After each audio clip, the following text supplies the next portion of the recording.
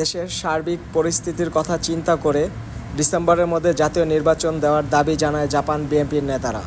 দলের প্রতিষ্ঠাতা সাবেক রাষ্ট্রপতি জিয়াউর রহমানের ৪৪তম শাহাদাত বার্ষিকী উপলক্ষে জাপান টোকিওর একটি স্থানীয় কনভেনশন সেন্টারে জাপান বিএনপির আয়োজিত দোয়া মাহফিলে নেতারা এই দাবি জানায়।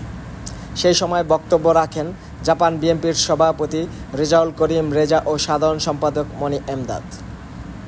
আমাদের নেতার নির্দেশনা যেটা উনি দিক নির্দেশনা দিয়েছেন, ডিসেম্বরের মধ্যে নির্বাচন দিতে হবে, এর কোনো বিকল্প নাই। অতএব বর্তমান সরকারের কাছে আমরা আবেদন রাখবো, ডিসেম্বরের বাইরে যাবেন না। যদি যেতে চান, সেই আন্দোলনের দায়িত্ব আবার আপনার গাড়ি পড়বে।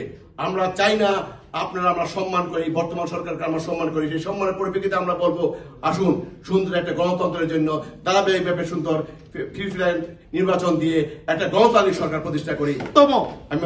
আমার লিডার বলেছে ডিসেম্বর মধ্যে আপনি নির্বাচন দেন, চেষ্টা করেন, কোনো ব্যাপার না। শাহাদাত হোসেন রুদ্র, দুরন্ত বাংলা, টোকিও, জাপান।